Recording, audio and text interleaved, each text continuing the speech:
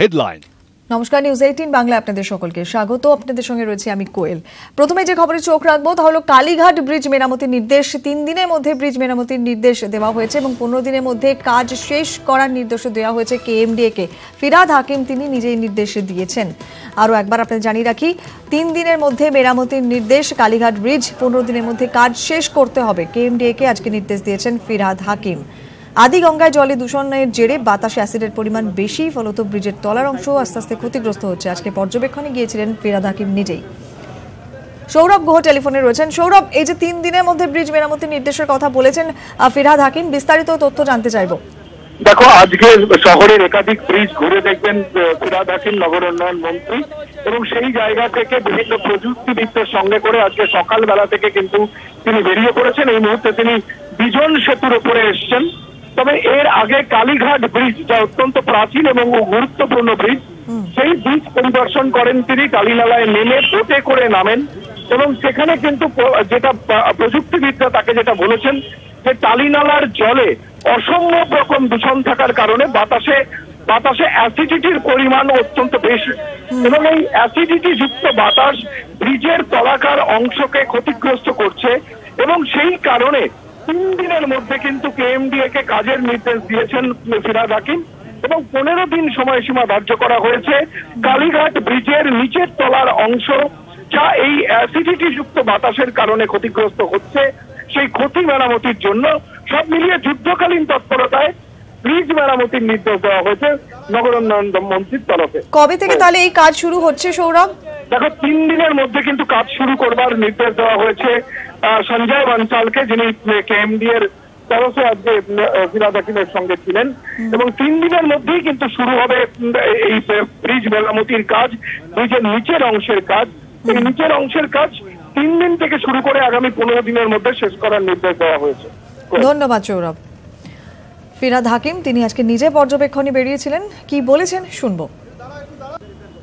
আপাতত ব্রিজটা আমাদের এক্সপার্ট সাহেব দেখে বললেন যে এমন কিছু নয় যে ভেঙে পড়বে, কিন্তু কিছু মেনটেন্যান্সের দরকার আছে। সেই মেনটেন্যান্সটা ভয় পাওয়ার কিছু নেই, কিন্তু ফুটপাতের দিকগুলো বিশেষ করে ওগুলোকে একটু রিপেয়ার, মাঝখানটা ঠিক আছে, ফুটপাতের দিকে একটু রিপেয়ার করতে হবে, কারণ কি গাছ টাছ হয়ে গেছে।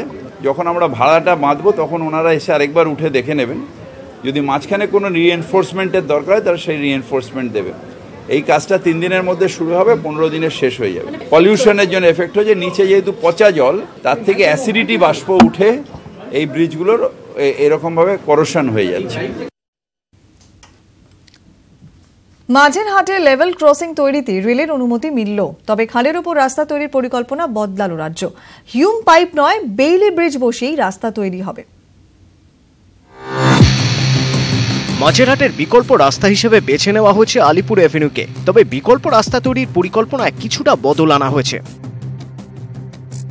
এই ক্যানেলের ওপরে সিদ্ধান্ত গ্রহণ করা হয়েছিল হিউম পাইপ বসানো হবে, পরবর্তীকালে সিদ্ধান্ত গ্রহণ করা হচ্ছে হিউম পাইপ নয়, এই ক্যানেলের ওপর রেল লাইন এবং আলিপুর অ্যাভিনিউকে জোড়ার জন্য দুটো আপ এবং ডাউনের দুটো বেইলি ব্রিজ বসানো হবে।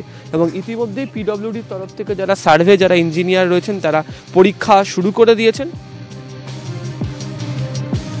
হিউম পাইপ ফেলে খালের উপর রাস্তা তৈরিতে ঝুঁকি, তাই বেইলি ব্রিজের সিদ্ধান্ত। যাওয়া ও আসার জন্য 2টি বেইলি ব্রিজ বসানো হবে। ব্রিজগুলি 4.5 থেকে 5 মিটার চওড়া, 80 থেকে 90 ফুট উপরে বসতে পারে। আউটলিফটিং পদ্ধতিতে ব্রিজ বসানো সম্ভব। একসঙ্গে 10 থেকে 12টি ছোট গাড়ি যেতে পারবে। 2 সপ্তাহের মধ্যে বেইলি ব্রিজ বসানোর কাজ শেষ হবে।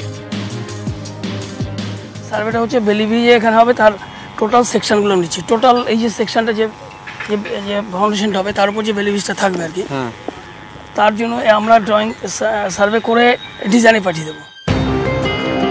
আলিপুর এভিনিউয়ের রাস্তায় লেভেল ক্রসিং তৈরিতে চূড়ান্ত অনুমতিও দিয়ে দিয়েছে রেল বোর্ড। একদিকে যেমন পিডব্লিউডির তরফ থেকে অ্যাপ্রোচ রোড তৈরি করা হচ্ছে, ঠিক বিপরীত দিকে রেলের যারা কর্মীরা রয়েছেন তাদেরকেও দেখতে পাওয়া যাচ্ছে যে জায়গা দিয়ে রাস্তাটি যাবে এবং লেভেল ক্রসিং তৈরি হবে সেখানে যে ওয়েবসি কেবলগুলি রয়েছে সেই ওয়েবসি কেবলগুলিকে চিহ্নিত করে সেগুলিকে কোন পথে সরিয়ে দেওয়া হবে সেই প্রক্রিয়া শুরু করে দেওয়া হয়েছে। তবে মাঝেরহাট ব্রিজ তৈরি হয়ে গেলে এই লেভেল ক্রসিং ভেঙে দিতে হবে বলেও শর্ত দিয়ে রেখেছে রেল। ক্যামেরায় সুভাষ চক্রবর্তীর সঙ্গে আবির ঘোষাল, নিউজ 18 বাংলা। মাঝেরহাট ব্রিজ ভাঙার কাজও শুরু হয়ে গিয়েছে এবং মাঝেরহাটে হবে এই নয়া লেভেল ক্রসিং, যেটা আমরা আপনাদের তুলে ধরলাম যে ছবি। লেভেল ক্রসিং এর জায়গাও পরিদর্শন করা হয়ে গিয়েছে পরিদর্শনের রেল এবং পূর্ত দপ্তরের কর্তারা, এবং লেভেল ক্রসিং এর কাজ চলাকালীন ট্রেন চলাচল বন্ধ রাখারও সিদ্ধান্ত নেওয়া হয়েছে। লেভেল ক্রসিং তৈরির একটা নির্দিষ্ট সময়সীমা রয়েছে, সেই সময়সীমা অবধি ট্রেন চলাচল বন্ধ রাখার সিদ্ধান্ত হয়েছে। লেভেল ক্রসিং এর রক্ষণাবেক্ষণের বিষয়টির উপরেও অত্যন্ত গুরুত্ব দেওয়া হয়েছে এবং দুটি বিষয় নিয়ে আজকে চূড়ান্ত সিদ্ধান্ত নেওয়া হতে পারে। জায়গা পরিদর্শন হচ্ছে, দেখতে পাচ্ছেন পরিদর্শনের রেল এবং পূর্ত দপ্তরের কর্তারা। মাঝেরহাটে এই নয়া লেভেল ক্রসিং হবে, কিন্তু তার পাশাপাশি যে শর্ত দিয়ে দেওয়া হয়েছে যে মাঝেরহাট ব্রিজ তৈরি হয়ে গেলে আবার পুনরায় লেভেল ক্রসিং সরিয়েও ফেলতে হবে, এমনটা জানানো হচ্ছে রেলের তরফে। মাঝেরহাট থেকে সরাসরি রয়েছেন আমাদের প্রতিনিধি আবির ঘোষাল, কথা বলবো তার সঙ্গে।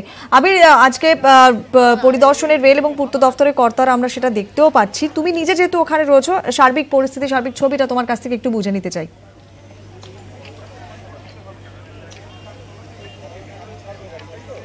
দেখো, এই মুহূর্তে যেটা সিদ্ধান্ত তারা নিচ্ছে সেটা হচ্ছে যে আলিপুরের দিকে যে জি ব্লক রয়েছে, যেটার সঙ্গে আলিপুর অ্যাভিনিউকে লেভেল ক্রসিং এর মারফত জুড়ে দেওয়া হবে হুমায়ুন কবির সরণিকে।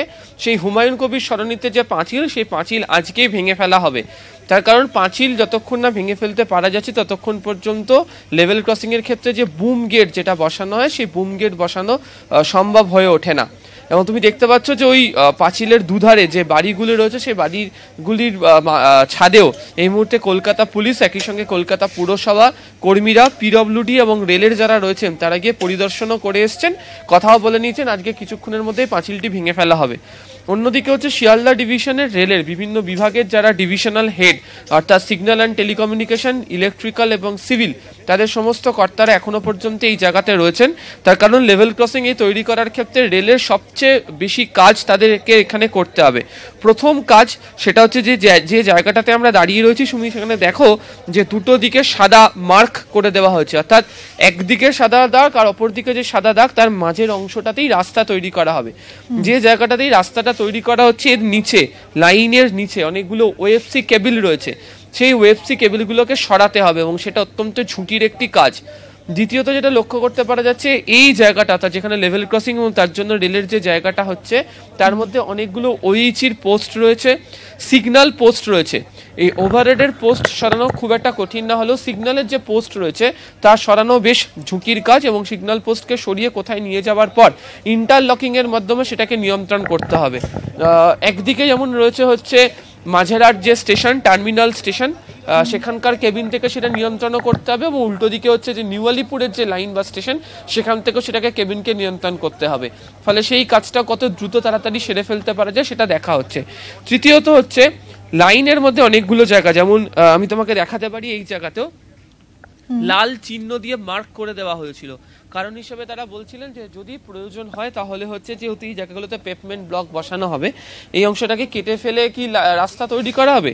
তবে আপাতত সেই সিদ্ধান্ত থাকছে না, তার কারণ হচ্ছে যখন বেইলি ব্রিজ বসে যাবে, বেইলি ব্রিজ বসানোর জন্য ক্যানেল পাড়ে আলিপুর অ্যাভিনিউয়ের যে রাস্তা, সেই রাস্তা সাধারণভাবে সমান করে ফেলা হয়েছে এবং কংক্রিট অর্থাৎ পিচ ঢালার কাজও শুরু হয়েছে। তারপরের যেটা অংশ সেটা হচ্ছে কলকাতা বন্দরের যে জমি, যার উপরে মূলত বেইলি ব্রিজ বসবে এবং বেইলি ব্রিজে রেলের জমির সঙ্গে সংযুক্ত করা হবে।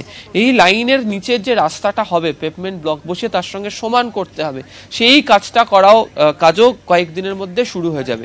অন্যদিকে অপারেটিভ সিদ্ধান্ত রেলের তরফ থেকে নেওয়া হয়েছে যে যেহেতু গত 2 মাস আমরা জানি যে আগামী 2 মাস ধরে এই লেভেল ক্রসিং তৈরির কাজ চলবে, সেই 2 মাস সময়ের মধ্যে মাঝেরহাটের যে পুরনো ব্রিজ, যে ব্রিজ ভেঙে ফেলার সিদ্ধান্ত নেওয়া হয়েছিল, সেই ব্রিজের ওপরে থাকা রেলের যে অংশ সেটিও ভেঙে ফেলার কাজ একই সঙ্গে রেল করবে। ফলে একবারই পাওয়ার এবং ইঞ্জিনিয়ারিং ব্লক অর্থাৎ ট্রেন চলাচলের গতি এবং ট্রেন চলাচল নিয়ন্ত্রণ করে দুটো কাজ সম্পন্ন করতে পারা যাবে। ফলে প্রাথমিকভাবে যেটা মনে করা হচ্ছিল যে কাজ কবে পুরোপুরিভাবে শুরু করা হবে, গতকাল রেলওয়ে বোর্ডের তরফ থেকে চূড়ান্ত ছাড়পত্র এসে যাওয়ার পর আজকে পুরোপুরিভাবে মাঝেরহাটে বিকল্প রাস্তা এই আলিপুর অ্যাভিনিউ এবং হুমায়ুন কবির ক্রসিংকে জোড়ার জন্য লেভেল ক্রসিং তৈরির কাজ পুরোপুরিভাবে শুরু করে দেওয়া হলো। আগামী 2 মাস ধরে ধাপে ধাপে এটা কাজ চলবে। তবে রেলের যারা অফিসার এবং যারা পূর্ত দপ্তরের যারা ছিলেন তারা চেষ্টা করছেন দুর্গাপুজোর পঞ্চমী বা চতুর্থীর মধ্যে যদি রাস্তাটা চালু করে দিতে পারা যায় তাহলে যান নিয়ন্ত্রণের ক্ষেত্রে সুবিধা হবে, এবং সেই কারণে কলকাতা ট্রাফিক পুলিশ এবং সংশ্লিষ্ট থানার যারা ট্রাফিক গার্ডের যারা ওসি রয়েছেন তাদেরকেও আজকে পরিদর্শনের সময় রাখা হয়েছিল। অনেক ধন্যবাদ আবির, আবারও পরবর্তীতে যোগাযোগ করছি।